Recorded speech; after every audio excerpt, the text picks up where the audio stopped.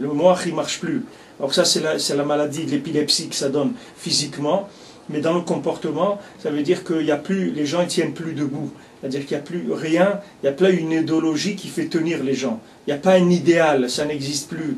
Voilà, les gens, ils sont montés en Israël, il y avait le sionisme, ils sont battus pour le sionisme, ils sont venus du bout du monde dans des souffrances terribles, dans un messirut nefesh de folie pour construire ce pays. Aujourd'hui, le sionisme, ça n'existe plus. Il n'y a plus personne qui est intéressé par le sionisme. C'est une idéologie ringarde, il n'y a personne qui a envie d'entendre ça. Qu'est-ce que tu veux que je fasse du sionisme? Moi j'ai mon ventre, il faut que je le remplisse, c'est tout. Remplir mon ventre avec du coca, avec de la musique, avec des trucs, et c'est tout. Le reste, qu'est-ce que j'ai à faire du reste? Ça ne m'intéresse pas. Il n'y a plus personne qui est intéressé par ces théories-là. Parce qu'il n'y a pas de cerveau. Il n'y a pas à qui parler. Pour amener une idéologie, il faut qu'il y ait un petit peu de cerveau. Aujourd'hui, il n'y a pas de cerveau. La personne, elle veut ressentir. I feel it, I do it. C'est tout. Je le sens, je le fais. Je le sens pas, je le fais pas, c'est tout, le reste je m'en fous, c'est pas... Le rabbin il a dit ça, ben je sens pas moi ce qu'il dit le rabbin, je fais ce que j'ai envie de faire, c'est tout. J'ai pas c'est tout, la Torah elle a dit ça, moi je sens pas, moi je sens ça, je sens l'autre et je sens l'autre. C'est ça qu'il y a aujourd'hui. Le moach il marche pas, il n'y a pas de moach. Avant il y avait un moach, c'est-à-dire que la personne a un cerveau. Tu peux dire halte, arrête-toi, on va parler, viens, on va voir, ça. Aujourd'hui il n'y a rien. C'est pour ça que Rabbeinu, il n'a pas dit réfléchissez et comprenez qu'est-ce que vous êtes venu faire sur terre. Rabbeinu, il a dit quand on parle de moi, il dit quand on pense à moi, alors on a Hirur Tshuva, on ressent de la Tshuva, et quand on parle de moi, on devient comme un enfant qui vient de naître. C'est ça qu'il a dit Rabbeinu. Rabbeinu, il parle d'un souffle. Rabbeinu, il ne parle pas d'une compréhension. Rabbeinu, il parle de faire passer un souffle dans l'individu. Maintenant, une fois qu'il y a ce souffle-là, alors ça y est, tu as le souffle de vie, avec ça tu vas fonctionner, tu peux travailler. Mais c'est un souffle qui ne te vient pas par la réflexion du tout. Ça ne vient pas de la réflexion. Les Breslevers, ils étaient makpidim, tous les jours de parler de Rabbeinu, de raconter un sipour de Rabbeinu, de dire quelque chose. Tu vois, Rabbeinu, le premier sipour, il dit, bah derrière, sur le chemin, j'ai raconté un maasé, que tout celui qui l'a entendu, il a eu Hirur Tshuva. Comment Rabbeinu, il peut garantir une chose comme ça? Il te dit, tout celui qui entend ça, il va avoir une pensée de Tshuva.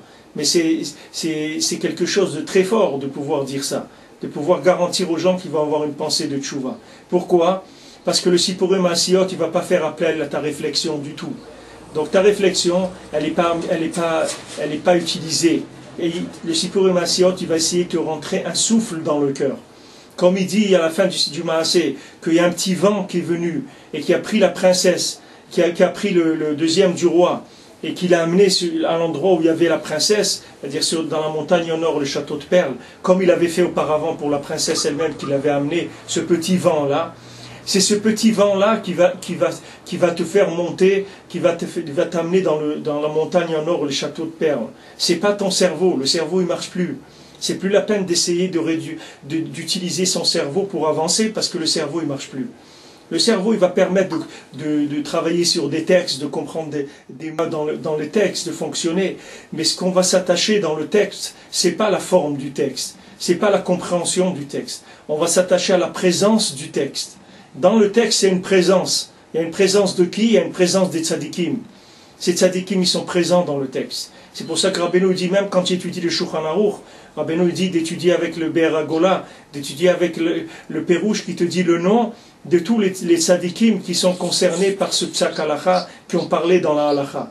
Quand tu veux étudier Shulchan Aruch, il faut que tu penses à Rabbi Yosef Karo, avant que tu commences à étudier le Shulchan Aruch. Parce que Rabbi Yosef Karo, il est présent dans les mots du Shulchan Aruch. Il est là, Rabbi Yosef Karo. Et il n'y a que lui qui peut t'aider à faire le Shulchan Aruch. C'est pas avec ta tête que tu vas pouvoir comprendre et que tu vas pouvoir appliquer le Shulchan Aruch. Tu as besoin du souffle de Rabbi Yosef Karo lui-même pour pouvoir aujourd'hui arriver à rentrer dans la halacha et appliquer la halacha. Maintenant, les gens disent, mais vous rendez compte, c'est très osé de parler comme ça. Quoi, vous voulez être en contact avec Rabbi Yosef Karo, mais qui vous êtes pour être en contact? Il dit, ben justement, parce qu'on n'est rien du tout, c'est tout, on n'a que ça, on n'a rien d'autre. On n'a rien d'autre. On n'a qu'une montagne en or et un château de perles. On n'a rien. Et les autres, les géants, où est-ce qu'ils vivent? Tous ces géants qu'il y a, où est-ce qu'ils vivent? Dans le désert. Ils vivent dans le désert. C'est des géants en Torah. Les 3 géants qu'il a rencontrés, c'est des géants en Torah, mais ils vivent dans le désert. Pourquoi ils vivent dans le désert? Parce qu'ils disent on peut plus, il n'y a plus rien à faire. Il n'y a plus rien à faire. Ils ont dit les Chachamim, à Yavne, la Torah va s'oublier du Ham Israël. Qui est-ce qu'aujourd'hui va dire, voilà, ça y est, on va continuer à amener la Torah dans l'Am Israël, on va faire des choses. Il n'y a pas, les gens ils vivent dans le désert. Les plus grands dans la Torah aujourd'hui sont dans le désert. Maintenant, il vient ce monsieur-là, et il dit, moi, je cherche quelque chose. Il dit, tu cherches quoi? Il dit, je cherche la princesse disparue. Alors l'autre, il commence à rigoler. Il dit, mais c'est un conte de fées ton histoire, là. De quoi tu parles? Il dit, non, je la cherche, c'est vrai, elle existe. Et on voit qu'eux, c'est pas des gens qui sont pas dans le mensonge, ces géants-là. C'est uniquement parce qu'ils n'ont pas eu la émouna pour voir qu'il existait une chose comme ça, merveilleuse, qui s'appelle la princesse disparue, et qu'elle habite dans un château en pierre précieuse qui est sur une montagne en or. Et quand à la fin, il finit par convaincre le dernier géant, celui qui dirige tous les vents, il finit par le convaincre, et que le petit vent il vient et il dit voilà, moi j'étais occupé parce que j'ai emmené la princesse là-bas. Alors lui-même il reconnaît la vérité et lui-même il va l'aider parce qu'il va admirer cette recherche qu'il a eue, qui a pris une grande partie de sa vie, si c'est pas sa vie entière. C'est pas le Sheni Lamelech, il n'a pas trouvé la princesse disparue en 3 semaines ou en 6 mois ou en 1 an ou en 2 ans. Chaque étape qu'il a passée, ce sont des étapes difficiles, des étapes de Hastara, c'est-à-dire où il ne voyait rien, où il ne ressentait rien. Il se voyait dans un désert, il n'y a rien, il n'y a personne qui me suit là-dedans. Je suis seul, c'est un désert. Mais il est sûr que ce qu'il cherche, ça existe. Et il pleure, il dit mais non, ça existe. Mais qu'est-ce qu'il cherche? Il cherche un souffle. C'est ça qu'il cherche. Quand on parle d'attachement au tzaddik, c'est un souffle qu'on cherche. C'est pas de comprendre des choses. Aujourd'hui, même si on comprend noir sur blanc, que vous faites une équation, une preuve de l'existence de la vérité, ça ne va intéresser personne. Même aujourd'hui, si vous trouvez une formule mathématique qui va prouver l'existence de Dieu, ça n'intéressera personne. Parce qu'aujourd'hui, les gens ils sont incapables de prendre des décisions à partir de leur compréhension.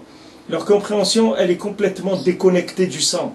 Il n'y a aucune compréhension qui atteint le sang. Le sang, c'est lui qui décide toute la vie de la personne. Alors donc maintenant, qu'est-ce qui nous reste comme possibilité? C'est que de rentrer dans le sang la sensation de l'existence d'Hachem, de l'existence des tzadikim. Et ça s'appelle Ruach Elokim. Merachefet al penei hamayim. Atashlicheni milefanecha, veruach kodshecha al tikach mimeni. Tout ce qui parle du souffle d'Hachem. C'est ça qui va nous intéresser aujourd'hui. Pourquoi les gens ils montent en Eretz Israël aujourd'hui? Il faudrait que les gens ils montent en Israël parce qu'ils ont compris quelque chose, parce qu'ils pensent qu'Israël c'est mieux, etc. Les gens ils montent en Israël parce qu'il y a un souffle en Israël. Parce qu'en Eretz Israël il y a un souffle de vie. Et quand tu viens habiter en Eretz Israël, tu ressens cette vie-là. Même quand tu marches dans la rue, n'importe où, il y a un souffle de vie qui te porte. Malheureusement on s'habitue, on ne se rend pas compte, mais quand on sort, on se rend compte que là-bas on vit avec une bouteille d'oxygène.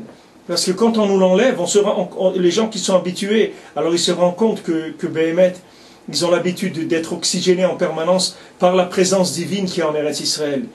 Il y a une présence divine, il y a une affection de la terre. La terre, elle est affectueuse avec les gens qui vivent en Eretz Israël. Et ça, c'est les gens qui vivent en Eretz, ils le sentent. Et c'est pour ça qu'ils sont là-bas. Et c'est pour ça qu'ils ne partent pas. Et c'est pour ça que si vous proposez à quelqu'un de Parnassa n'importe où, il n'ira pas. Parce qu'il ne va pas aller travailler dans un pays où il n'a pas de souffle de vie. Lui, il se maintient qu'avec le souffle de vie, le reste, ça ne l'intéresse pas. Qu'est-ce qu'il va faire avec des billets s'il n'a pas de souffle de vie? Avec une soukha qui est tombée, à quoi ça lui sert? Les gens cherchent un souffle de vie. Ce souffle de vie, il se trouve dans les Aolé Tzadikim, dans les tentes des Tzadikim, là où il y a les Tzadikim, il y a le souffle de vie, il y a la présence de la Shrina. C'est ça qu'il faut chercher. Au-dessus de toute compréhension, au-dessus de tout. Celui qui a compris ça aujourd'hui, il a tout compris. Tant que quelqu'un il n'a pas compris ça, alors il ne peut pas savoir ce que c'est Avodat Hashem.